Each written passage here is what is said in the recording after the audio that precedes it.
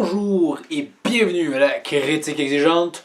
Donc, j'avais une idée de vidéo, mais finalement le dernier chapitre de Seven Deadly Sins est sorti. Ça m'a donné envie de parler de ça à la place de. Mais ce sujet-là sera dans la prochaine vidéo. Qu'est-ce que ça va être? Oh, suspense. Donc, je le dis, hein, cette vidéo-là va comporter des spoilers sur Seven Deadly Sins parce que je suis l'apparition manga, donc les tout derniers événements, je suis à jour et ce qui se passe me donne envie d'un peu en parler dans une vidéo qui, si on veut, sera un peu tout ce qui cloche avec Seven Deadly Sins, parce que ça a du potentiel, et d'ailleurs ça touche bientôt à sa fin, mais c'est décevant de voir à quel point il y a beaucoup de choses qui clochent, donc c'est un peu une vidéo tout ce qui cloche avec Seven Deadly Sins. Donc on pourrait commencer par, l'idée de départ est un peu mal utilisée.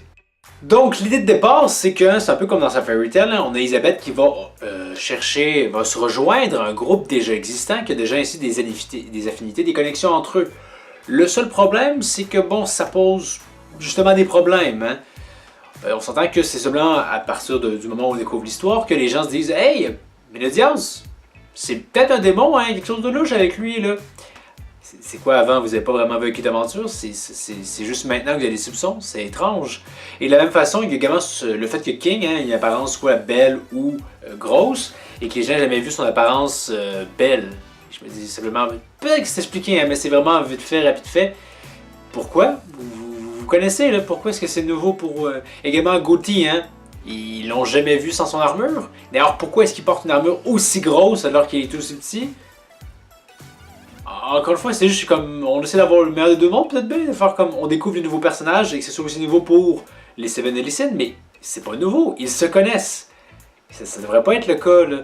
Et de la même façon, il y a Merlin qui, hein, on le sait, est avec Melodias depuis un foutu paquet de temps. Hein. Elle est vieille, elle a vécu à l'époque où Elisabeth était encore une déesse, donc on parle d'il y a 3000 ans. Et on dirait qu'il faut que Melodias lui apprenne quand même des informations qu'elle connaît déjà, comme il lui parle des Ten Commandments et des 10 commandements, et elle fait comme « Oh, je suis tout excité !» Ben oui, mais tu le savais déjà, c'est rien de nouveau, hein, parce que tu le savais que Melodias avait une curse qui faisait qu'il pouvait pas mourir, et ça aussi, hein. Je veux dire, elle le sait, mais elle ne le dit pas aux autres.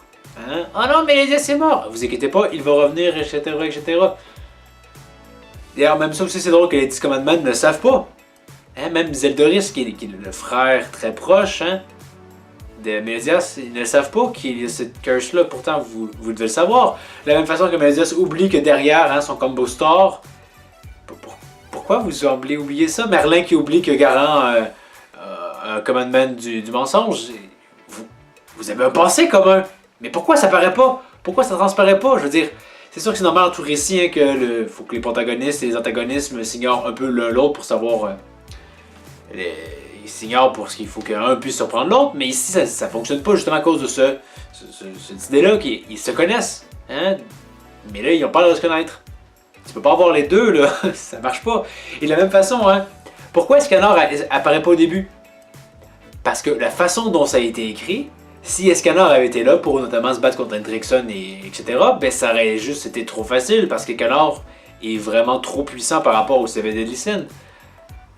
S'il avait été là, ça aurait été réglé très rapidement. C'est la raison pour laquelle on l'a pas trouvé avant. Ce qui en soi est un peu faible hein, comme idée. C'est sûr qu'on se dit toujours que, par exemple, Freezer, hein, il aurait pu débarquer très rapidement dans la saga, mais c'est différent. Hein? Escanor, vous avez déjà été avec lui. Et vu faible comment vous étiez, purée de merde, il est vraiment trop fort par rapport à qui vous étiez. C'est même comme, ah, il faut battre Hendrickson, qu'est-ce qu'on peut faire? Ben, allons trouver Escanor, on le sait, il est vraiment trop balèze. Mais c'est pas le réflexe qu'ils ont.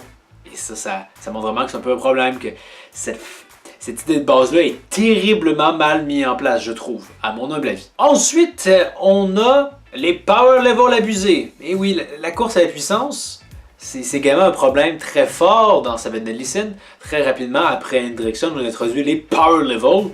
Et ça part très rapidement quand même en couille. Hein, on apprend que Gil Thunder, c'était finalement une farce. Il était vraiment quand même plus faible que les autres. Et très rapidement, Melodias va passer d'un vulgaire 4000 hein, à 30 000, 60 000, 142 000. Et les héros ne suivront pas cette course à la puissance-là. Le problème, c'est que très rapidement, ben, des personnages comme justement Hauser, Gil Thunder, même Dreyfus, Hendrickson, on les oublie. Hein? Ils sont plus assez forts. C'est très rapide, presque plus rapide que dans Dragon Ball, à quel point les puissances augmentent. Hein? Déjà là, en ce moment, avec Maël, on se dit qu'on va probablement atteindre des nouveaux sommets. Et ça arrête jamais, alors que bon, Diane, c'est quoi? Qu'est-ce qu'on peut faire? Et le problème, c'est que justement, ça se traduit par des power-ups un peu cons. Je suis Gauthier et j'ai finalement... j'accepte maintenant mon cœur. Hey, on va faire un power-up qui te donne 30 000 de plus. Ok, Diane et King qui font une espèce de flashback bizarre power-up. Encore une fois, genre, on a juste vu les événements du passé et grâce à ça, on est devenu vachement plus fort. Ok, c'est un peu facile. Donc, vraiment, cette course à la puissance-là qui est malheureusement un peu n'importe quoi dans sa vie de Lysine et qui semble presque, hein, à travers comment c'est présenté, en protestant à Dragon Ball et voulant presque faire du ridicule via ça. C'est quand même un problème. Hein. Ensuite, on a une écriture assez étrange.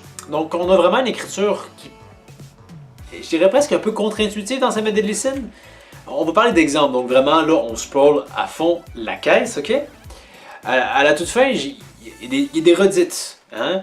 Quand Melodias est sur le point de se faire absorber par son âme par Meriscula, il y a Ban qui il sait qu'il doit y aller pour sauver son ami. Et il y a tout le moment de comme « Oh, mais si je la tue, Hélène va mourir. » Mais finalement, il fait le choix. Hein? Sauver son meilleur ami. Mais finalement, elle meurt pas. Hein? Et plus tard dans l'histoire, on fait comme « Ah, mais quand Ban va se rendre compte qu'il faut encore à nouveau, pour de vrai cette fois-ci, qu'il faut qu'on la tue. Oh! » Mais vous nous ramenez un enjeu moraux, hein, qu'on a déjà réglé. Je trouve ça un peu bizarre de revenir là-dessus. C'est très étrange. Et dans même à peu près laps de temps, à un moment donné, on confronte Escanor par rapport au fait qu'il aime Merlin, mais on lui place devant la vérité, Merlin, elle, ne t'aime pas. C'est à quoi Escanor répond, bon ben je le sais, et c'est pas plus grave, hein, j'aime pas Merlin pour la réciprocité. Le retour des sentiments. Et après coup, quand il y a Merlin et qu'on apprend que ben, hein, elle aime beaucoup Merlin, ben, Escanor est tout blessé. Et ça traîne quand même longtemps, hein, le fait qu'il est tout blessé, etc. et qu'il veut prouver sa valeur, mais il n'y a pas si longtemps, on a déjà traité ça. Et tu avais déjà avancé, Escanor. Et là, tu recules, tu fais comme « Ah oui, Merlin, hein, je vais être capable d'avoir son amour. » Alors qu'auparavant, c'était « Ah, Merlin, hein, je sais qu'elle m'aime pas, mais c'est pas grave. Hein, je l'aime quand même. » Encore une fois, une drôle d'écriture, je vous dirais. Et également aussi au niveau de beaucoup d'actions inutiles. Il y a à un certain moment donné, le catalogue commandement est quand même relativement assez pété par tout le monde. Et on nous sort vraiment du trou du derrière. Hein. Chandler et le maître de Zeldori, je me souviens malheureusement plus de son nom. Vraiment, juste comme, hey, on a encore ces démons-là super puissants puis qui sont juste sortis maintenant parce que je sais plus c'est trop quoi la justification donnée, mais le saut a pris du temps avant de les sortir eux. Bref, il fallait des nouveaux ennemis, on y en sort. Et Chandler débarque, hein, il dit « Bon, ben, je vais trouver Melodias » et comme ça, il y arrive.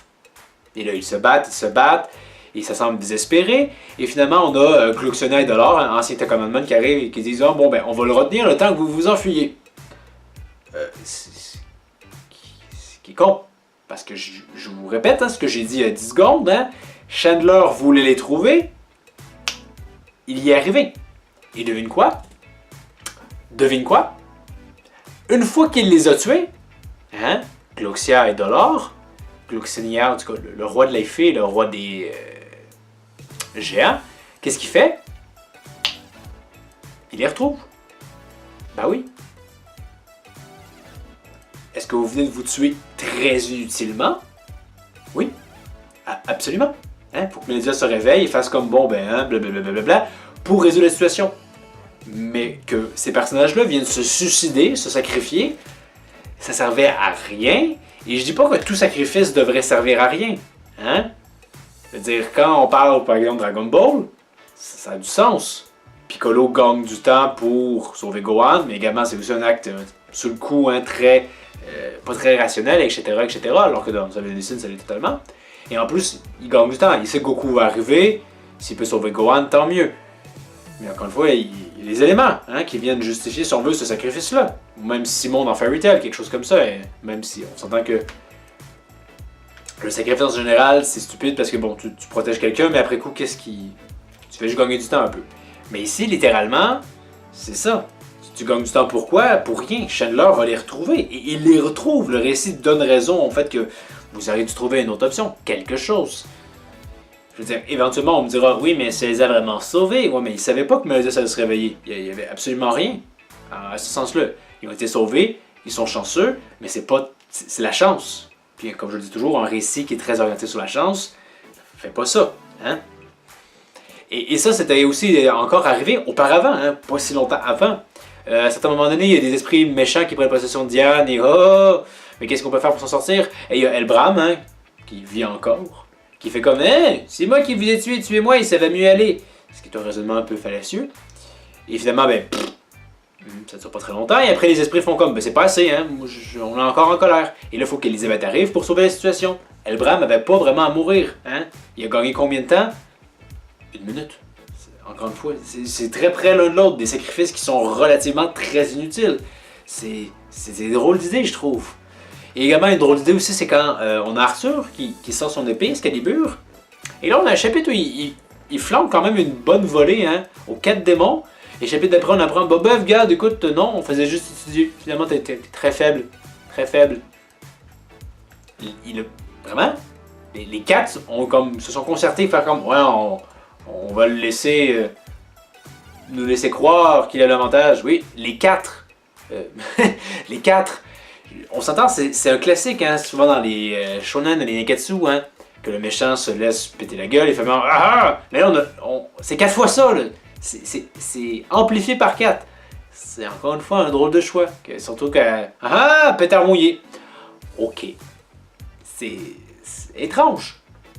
Un peu étrange. Et tout récemment, c'est vraiment au niveau de Maël et Starosa, hein, le fait que finalement l'un était l'autre, je trouvais ça intéressant. Vraiment, là. Qu'on apprenne que finalement Estarosa n'a jamais été, c'était Maël depuis le départ, et ça semblait quand même. C'était bien pensé. Le problème, c'est que l'auteur s'en sert pas. Vraiment.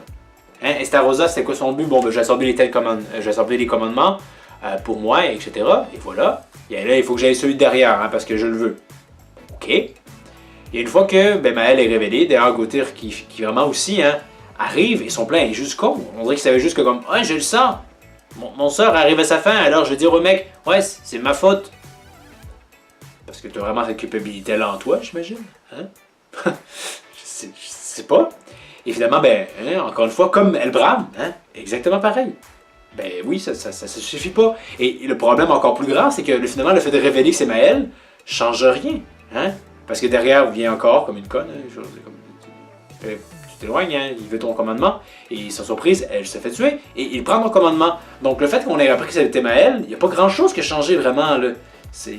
Ah non, il faut empêcher Starosa d'avoir les commandements sinon on est dans la merde. Et là, c'est. Ah non, il faut empêcher Maël. Il y a vraiment pas beaucoup de différence. Pourtant, c'est l'occasion de jouer beaucoup plus là-dessus. Je veux dire, les autres anges sont un peu affectés par ça, mais il manque quelque chose. Je veux dire, hein, on le sait. Maël, il aime Elisabeth. C'est l'occasion pour Elisabeth d'arriver et de parler. Ça peut encore arriver au moment où je parle, mais il aurait fallu que ça arrive plus tôt. Là, on est encore dans la même logique de « Oh non, il a pris commandement ». J'ai pas l'impression que ça joue pleinement avec le fait que ce soit Maël. Peut-être que plus tard, ça peut encore jouer, mais ça devrait quand même avoir déjà un plus gros impact que ça dans l'histoire, et c'est pas le cas. Et un autre point aussi que je pourrais suivre toujours dans cette catégorie-là d'écriture un peu bizarre, c'est au niveau des commandements. Hein. On sait les démons ont chacun un commandement qui impose des règles. À quel point ça va et ça vient d'une certaine façon. D'ailleurs, c'est très pratique que ça affecte pas les autres personnes qui ont un commandement ou même une grace. Mais il y a des trucs drôles. Là. On s'entend que Gauthier a été envoyé dans une dimension parce que son commandement posait problème. Parce que hein, le moindrement que tu avais un désir t'étais pas altruiste en fait. Hein, ben tu devenais un peu zombie inefficace. Donc mis dans une autre dimension pour pas que ça affecte les autres petits démons qui n'ont pas de commandement. Je comprends. Mais Estarosa a à peu près la même chose. Hein. Si tu as de la haine envers quelqu'un, t'es plus capable de combattre. Ça affecte aussi les autres démons. Faudrait que lui aussi soit dans une foutue dimension. Et au final, tu te dis juste, ces commandements-là, c'est vraiment de la merde si ça affecte à ce point-là tes alliés. Donc, hein, Estarosa aurait dû être aussi mis dans une autre dimension, étant donné son pouvoir à lui aussi. Tu sais, hein? Ou même le. Enfin, je pense qu'avant c'était à Mélodias ce pouvoir-là. Donc, il aurait fallu. Hein? Mais non. Et également, Monspiet et derrière, on le sait, ils ont des commandements. Mais on n'a pas encore vu leur pouvoir. alors qu'on les a vus se battre, alors qu'ils ont eu un beau temps d'écran, alors que tous les deux sont morts. Encore une fois, il n'est pas trop tard pour nous dire c'est quoi, mais il est trop tard pour que ça ait l'air cohérent. Je veux dire, pourquoi est-ce que les autres, on en parle, et eux autres, ben, non, les pouvoirs, ils en ont. Ah ben, on n'a pas eu encore l'occasion de les voir. Ouais, je pense pas, hein. Les autres, c'est quand même des pouvoirs assez ultra utiles assez souvent, là. Donc, yeah, vraiment, encore une fois, j'ai... Tout ce que je viens de parler, c'est sûr qu'il y a peut-être des raisons ici et là, hein. Si on extrapole beaucoup, ou je manque quelque chose, vous me le direz dans les commentaires. Mais si on extrapole beaucoup, on peut essayer de trouver des justifications, mais il faut éviter de faire ça, hein. Parce que des fans qui sont trop à même de défendre une œuvre, ben ça envoie le message aux auteurs, faites pas l'effort de faire une œuvre cohérente. Les fans, ça ne les intéresse pas. Or, hein, plus une œuvre est cohérente, mieux elle est, parce qu'elle survit au traitement de la réflexion. Hein. Tu l'aimais au départ, et après l'avoir vu moult fois, ça demeure toujours très bon, parce que c'était simplement très bien pensé. Donc, merci d'avoir regardé. Donc, ça fait une plus longue vidéo, hein. On est un peu de retour dans cette logique-là, c'était quand même un gros sujet aussi que je voulais parler. Sachez quand même que j'apprécie quand même Seven Deadly pour ce que c'est quand même sympathique. C'est pas parfait par exemple, c'est toujours ça en fait. Je trouve ça dommage parce que je vois que c'est facilement perfectible. Et l'œuvre se finit bientôt, on a une annonce que probablement qu'il reste juste 1 an et ça semble cohérent avec justement ce qu'on a. Et c'est dommage parce qu'au final je trouve que c'est vraiment une œuvre qui aurait été un peu ponctuée par le fait que ça a été insuffisamment bien pensé à l'avance. Malheureusement. Mais bon, qu'est-ce que vous en pensez? Est-ce que c'est vraiment une œuvre que vous appréciez grandement? Est-ce que vous remarquez ces défauts-là ou vous, comme moi, vous les voyez mais vous faisiez outre de ça? Donc, hein, faites-moi en part dans les commentaires. Discutons-en. Comme toujours, je me ferai un grand plaisir de répondre. Donc, merci encore une fois d'avoir regardé. Je vous dis, hein, n'hésitez pas à vous abonner, aimer, partager. Et je vous dis à la prochaine pour une autre critique exigeante.